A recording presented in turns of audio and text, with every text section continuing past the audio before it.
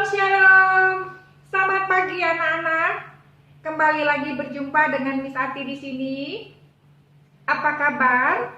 Semua pasti dalam keadaan sehat ya. Miss mengharapkan kamu dalam keadaan sehat. Tetap semangat walaupun di rumah saja ya anak-anak ya. Kita percaya ketika kita berdoa, Tuhan akan memberikan jawaban doa-doa kita. Jangan jemu-jemu berdoa. Waktunya Tuhan pasti tepat untuk kita bisa kembali lagi normal, untuk bisa bertemu dengan teman-teman dan guru-guru di sekolah. Ya anak-anak ya. Sebelum kita memulai materi pelajaran ini, terlebih dahulu kita berdoa. Mari anak-anak, satukan hati kita, kedua tangan kita berdoa. Kami mengucap syukur dan berterima kasih pada hari ini kami boleh bertatap wajah kembali. Tuhan Yesus, terima kasih buat kesehatan, buat nafas, buat kehidupan, kekuatan dan perlindungan daripadamu ya Tuhan. Terima kasih Tuhan Yesus, melalui pelajaran pendidikan agama ini, berfirman-Lah ya Tuhan, agar kami mengerti dan memahami dari awal pelajaran hingga akhir pelajaran. Roh Kudus yang menuntun kami hingga kami mampu ya Tuhan. Di dalam nama Tuhan Yesus, haleluya, amin. Anak-anak, kita akan memasuki bab 8. Kematian adalah keuntungan. Waduh, temanya kematian adalah keuntungan. Nah anak-anak, apakah benar kematian itu adalah keuntungan?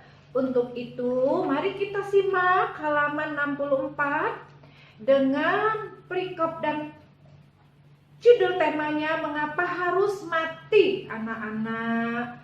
Semua kita harus mati kembali ke rumah Bapa. Ya anak-anak ya, kematian itu bisa karena usia tua, bisa anak kecil, bisa dewasa, bisa anak remaja. Anak-anak, kematian itu adalah sesuatu yang sangat menyedihkan karena kita terpisah selamanya dengan orang yang kita kasihi. Ya anak-anak, di sini ada cerita anak-anak Dinda. Anak-anak Dinda ini seperti biasanya bangun pagi pergi sekolah, dia belajar. Anak-anak, ketika dia belajar, anak-anak ada guru, ibu guru yang mengetuk pintu dan menyampaikan berita bahwa papa atau ayah dari Dinda ini kecelakaan dan tidak bisa tertolong. Akhirnya meninggal. Ya anak-anak, betapa hancurnya hati Dinda dengan kematian seorang ayah. Nah anak-anak, semua orang pasti kembali ke rumah Bapa. Dua pilihan, ke rumah Bapa atau alam maut. Nah anak-anak, di sini kita belajar mengapa harus mati. Mengapa ada kematian? Semua orang pasti mengalami kematian. Kematian itu pasti menyedihkan karena terpisah dari orang yang kita kasihi. Ya anak-anak ya, mungkin anak-anak berpikir saya masih kecil, mungkin tidak akan mati. Anak-anak, semua itu kembali lagi kepada Tuhan. Kematian itu tidak mengenal kecil, tua, dan muda. Kalau Tuhan mengendakin, semua pasti terjadi ya anak-anak. Miss mau cerita tentang Adam dan Hawa ketika jatuh di dalam dosa anak-anak. Mereka diusir dari Taman Eden akibat dosa mereka lakukan ya anak-anak ya. Kematian ada karena manusia jatuh ke dalam dosa. Mati akan alam maut. Apa dosa? Maut. Roma 6 ayat 23. Nah, dengan kematian ini kita menghadap Allah. Anak-anak, kita ini hidup pertama di dunia, hidup kedua di hadapan Allah. Jadi anak-anak, selama kita hidup di dunia ini, ketika kita mati, kita menghadap Allah. Jadi perbuatan kita di dunia ini nanti diadilin. Apa yang sudah Miss Ati lakukan? Contoh, ketika Miss Ati berpulang ke rumah Bapa, puji Tuhan ke rumah Bapa ya anak-anak, Tuhan berkata, Miss Ati, apa yang sudah engkau lakukan kepada anak-anak murid? Apakah engkau sudah memberitakan kebenaran? Apakah engkau mengajarin, mendidik mereka ke rumahku, ke rumah ibadah online?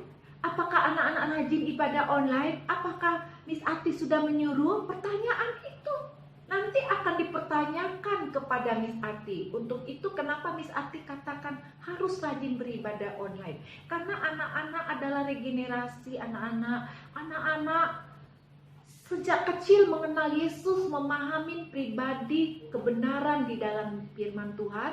Anak-anak itu persiapan kita menuju kekekalan. Untuk itu Miss tidak akan bosan-bosan untuk membimbing kamu, untuk beribadah, berdoa, membaca kebenaran firman Tuhan. Nah, anak-anak mengapa harus mati? Ya kita pasti mengalami kematian, karena setelah kematian ada lagi kehidupan yang kedua, yaitu kita berhadapan dengan Bapa. Semua perbuatan kita selama di dunia ini tanggung jawab kita. Kita ditanya, anak-anak, satu persatu kita ditanya sama Tuhan.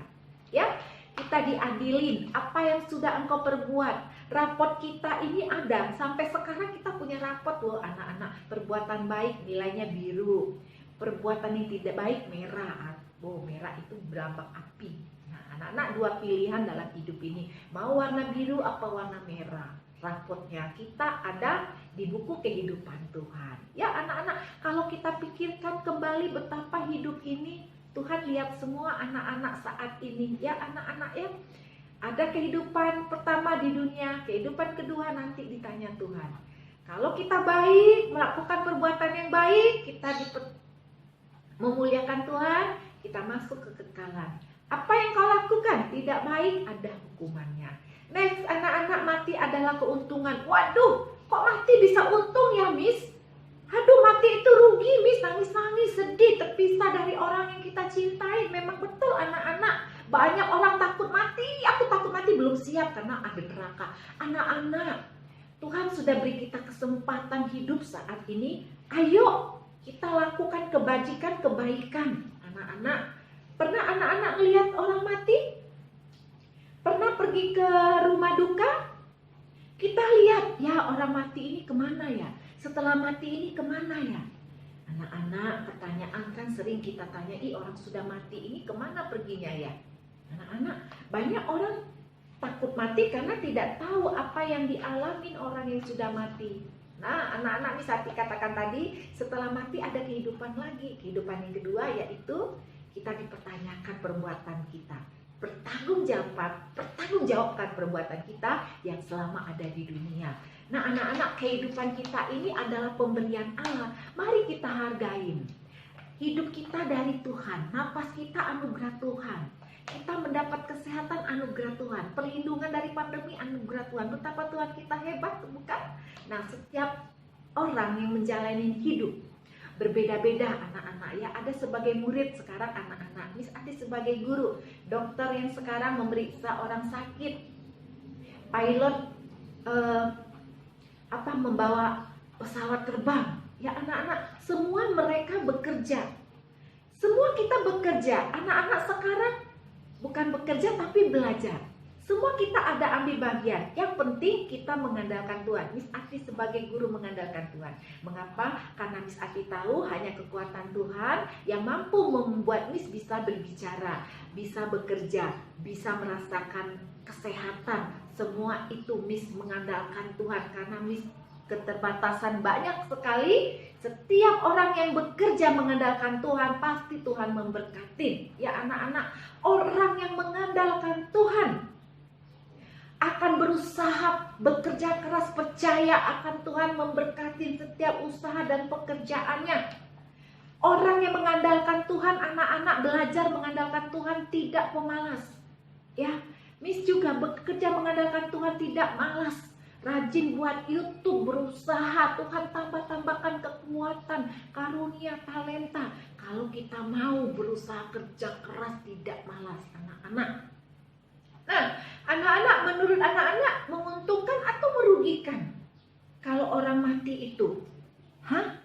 Rugi? Nah, anak-anak, tetapi Paulus di sini mengatakan anak-anak. Apa yang Paulus katakan? Kalau orang banyak merasa putus asa karena orang yang dicintainya meninggal, dia putus asa. Tetapi Tetapi di dalam duka cita kita ditinggal orang yang kita kasihi, anak-anak, Paulus berkata, apa itu?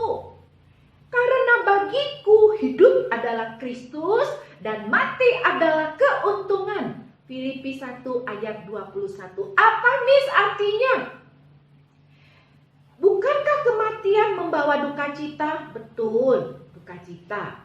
Apa untungnya kalau kita hanya menangis, terus menangis sehingga kita tidak makan, kita duka cita sehingga kita tidak belajar atau tidak bekerja?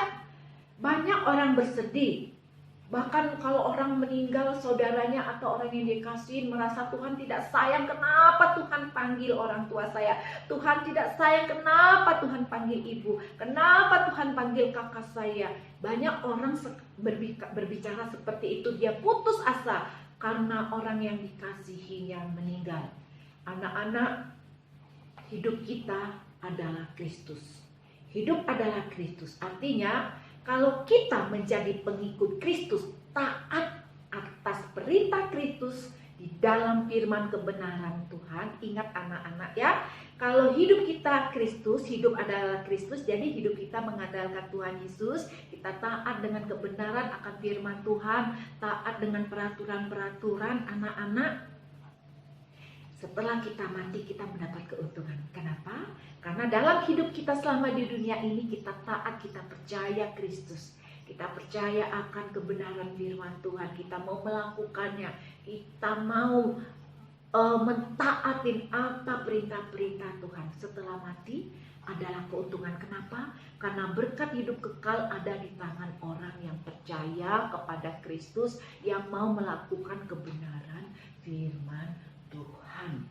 Nah, kalau dia rugi matinya, kematian, kalau dia merasa rugi karena mereka selama hidup tidak percaya Yesus, jadi mereka rugi, dia mati ya anak-anak. Orang yang percaya Yesus di dalam kematian tidak dapat merugikan. Artinya kematian tidak merugikan bagi orang yang percaya kepada Yesus karena dia sudah mendapat mahkota kekal dari Tuhan Yesus. Sudah mendapat hadiah kekal dari Tuhan Yesus. Ya, karena hidupnya selama hidup di dunia dia sangat mengasihi Yesus. Dia rajin beribadah, dia rajin berdoa, dia baca Alkitab, tindakan dan perbuatannya benar, tidak melakukan perbuatan dosa. Anak-anak, yang dimaksud dengan Paulus mati adalah keuntungan, itulah anak-anak. Ya, waktu keadaan dia masih hidup, dia percaya kepada Yesus. Ya, waktu dia masih hidup, dia melakukan kebenaran firman Tuhan. Dia kebenaran akan firman Tuhan. Itulah yang dinamakan mati adalah keuntungan. Jadi baik dalam keadaan masih hidup maupun sudah mati, sama-sama hidup di dengan Kristus. Ya, waktu dia hidup percaya dengan Yesus dan dia melakukan perbuatan-perbuatan kebenaran mengandalkan Yesus, dia mendapat keuntungan setelah dia mati, memperoleh hidup yang kekal. Next, 3, sukacita sesudah kematian. Apa itu sukacita sesudah kematian? Waduh, apalagi ya itu ya, sukacita sesudah kematiannya anak-anak ya. Anak-anak, Miss tadi sudah katakan, kita sudah belajar tentang kematian itu bukan dari akhir segalanya. Bagi orang yang percaya, kematian bukan akhir dari segalanya. Ada kehidupan yang kekal. Orang yang percaya tidak perlu takut akan kematian. Karena setelah kematian, Tuhan Yesus yang menjemput kita. Ya anak-anak ya, Tuhan yang membawa kita ke surga. Ya, keinginan Miss Ati seperti itu. Usia Miss sudah 57. Nah, mungkin 70 Tuhan berikan panjang umur, puji Tuhan, 80 puji Tuhan. Tetapi satu hal yang Miss inginkan ketika balik ke rumah Bapa dengan keadaan tersenyum, bukan menyusahkan orang duduk di kursi roda. Kenapa? Miss percaya dalam kehidupan orang-orang yang benar mengandalkan Tuhan, ketika dia berpulang itu berkat keuntungan. Miss Ati sangat percaya itu nak akan diraih kemenangan di dalam Tuhan. Walaupun di dunia ini banyak tantangan, banyak godaan, banyak masalah, tekanan yang seperti kita alami sekarang ini anak-anak, kita tetap berharap sama Tuhan, tidak pernah jemu-jemu berdoa anak-anak. Pasti Tuhan tolong. Yang penting hidup kita benar anak-anak, tidak berbohong, tidak berdusta, tidak menyimpan kekecewaan, tidak menyimpan dendam. Tuhan sangat senang dengan orang yang mengasihi Tuhan dengan kasih Yesus. Ya, ketika kita hidup anak-anak, kita berusaha berjuang anak-anak untuk berlomba-lomba berjuang mencari kebenaran di dalam Tuhan, ketaatan di dalam Tuhan. Kita lawan semua dosa-dosa itu ya anak-anak ya. Memperjuangkan masa depan anak-anak saat ini masih duduk di kelas 4 ya. Berlomba-lomba mengejar kebaikan anak-anak untuk menjadi berkat, memperjuangkan masa depan agar mencapai cita-citanya. Banyak sekali lagi cita-cita anak-anak, banyak kan berjuang dalam belajar, taat kepada Tuhan, berdoa sambil belajar, berjuang menjauhkan hal-hal yang berbohong, yang melawan orang tua yang tidak taat, kita buang jauh anak-anak. Anak-anak berjuang itu tiada henti-hentinya ya anak-anak ya. Mari anak-anak kita berusaha hidup benar ya. Hanya hidup benar akan memperoleh keuntungan setelah kematian. Alkitab tidak mengajarkan untuk berdoa bagi orang mati. Ingat, kalau orang yang sudah mati itu sudah tidak ada hubungan dengan orang yang hidup. Ya, ingat anak-anak ya. Ketika orang yang hidup itu kita doakan ketika dia hidup, orang tua kita. Tetapi ketika orang tua kita tiada, mati, anak-anak kita tidak boleh lagi berdoa. Dia sudah tiada. Tidak ada rohnya yang hidup. Kita tidak boleh mendoakan orang mati. Alkitab tidak mengajarkan berdoa untuk orang mati.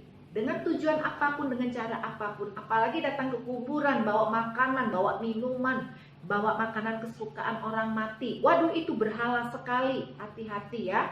Bagi orang yang percaya kepada Yesus Kristus, sesudah matilah kehidupan yang sesungguhnya dimulai. Maksudnya begini anak-anak, setelah kita meninggal, kalau orang yang percaya dia dibangkitkan, dia mulai lagi kehidupan bersama Bapa. Ya anak-anak. Tetapi kalau orang yang tidak percaya kepada Yesus, mereka akan mengalami siksaan yang kekal. Ya anak-anak ya. Alkitab mencatat kisah tentang orang kaya dan Lazarus, anak-anak, orang kaya yang sombong. Bagaimana dia? Lazarus yang tidak mempunyai apa-apa, yang miskin. Orang kaya ini sombong, tidak mau memberi bantuan kepada Lazarus yang miskin, yang kelaparan anak-anak. Siapa yang ada di neraka? Orang kaya. Lazarus yang miskin di surga. Kenapa? Tidak semua orang kaya di neraka anak-anak. Banyak orang yang kaya udah kenal dalam Tuhan. Banyak orang yang kaya baik hati. Banyak orang yang kaya takut akan Tuhan. Ini orang kaya yang tidak mengenal Tuhan yang mesti diceritakan ya anak-anak ya. Jangan berprasangka orang kaya masuk neraka. No. Banyak orang kaya sekarang banyak sekali baik hati, membantu pekerjaan Tuhan, bermurah hati, bertobat, percaya sama Yesus. Dia selalu membantu orang miskin, bahkan ke panti asuhan berbagi berkat. Banyak anak-anak ya. Tetapi ingat, akan tetapi bagi orang percaya, sesudah mati adalah kehidupan yang penuh sukacita. Nah, kalau sesudah mati, hidupnya penuh sukacita karena dia berada di rumah Bapa yang kekal, di rumah Bapa yang banyak tempat, sebab dia mengalami meraih kehidupan yang kekal. Dia ada bersama Kristus di surga. Dia bahagia, dia sukacita, tidak ada air mata, tidak ada sakit, tidak ada kesusahan, tidak ada kecewaan kalau sudah di surga. Waduh, luar biasanya. Miss ingat sekali lagu pujian sekolah minggu waktu Miss kecil. Di surga nanti pakai baju putih, atas kepala bermahkota emas. Haleluya, memuji Tuhan, kekal selamanya. Sorga, sorga, sorga mulialah. Sorga, sorga, sorga mulialah. Sorga, sorga, sorga mulialah. Tempat kekekalan selamanya. Miss mau ke rumah Bapa di surga. Anak-anak juga ya nak ya. Kita bertemu di rumah Bapa di surga. Hidup yang saat ini kita jalani dengan percaya kepada Yesus Kristus dan kita mengandalkan Yesus, apapun itu kita lakukan kebaikan, kebenaran di dalam Yesus selama hidup kita ini. Anak-anak, Yesus mati di kayu salib, dia bangkit kan? Kematian hanya 3 hari, dia bangkit dan hidup. Begitu juga dengan orang yang hidup dan percaya sama Yesus, mati sesaat, dia akan dibangkitkan bersama Bapa di surga. Nah anak-anak, terakhir orang yang tidak mati. Adakah orang yang tidak mati? Di dunia ini ada enggak? Coba. Semua kita pasti mati, semua kita pasti kembali. Ada nabi, orang yang tidak mati. Namanya dia di Alkitab mencatat ada beberapa orang yang tidak mati langsung diangkat. Mereka langsung diangkat ke surga. Siapakah itu? Henok dan Elia. Mereka langsung terangkat ke surga. Karena apa? Henok dan Elia orang yang setia selalu kepada Tuhan Yesus. Orang yang taat, orang yang rajin, orang yang selalu melakukan kebenaran di dalam Yesus. Tuhan angkat Henok dan Elia. Anak-anak, kesimpulan dari cerita ini, tetaplah kita jaga keselamatan yang Tuhan berikan. Karena di dalam itu ada mahkota kekal setelah kematian. Semua kita pasti mati anak-anak, tetapi ingat ketika kita mati bukan sampai di sini, ada kehidupan yang kedua, yaitu bertanggung jawab hidup kita selama ada di dunia. Kita bertanggungjawabkan. Untuk itu anak-anak kalau PH, PATS, PTS, anak-anak bersikaplah jujur untuk mengisi. Lebih baik nilai 70-80 tetapi jujur di hadapan Tuhan. Saya tidak tahu apakah itu dibantu untuk mengisi nilai, itu bukan urusan Misati. Urusan Misati menilai salah dan benar. Urusan kejujuran, mata Tuhan melihat. Sampai di sini anak-anak perjumpaan dalam materi ini. Sebelum mengakhiri, kita berdoa. Tuhan Yesus, kami mengucap syukur dan berterima kasih. Kami percaya bahwa kematian orang yang benar, orang yang percaya di dalam Yesus akan mendapat keuntungan.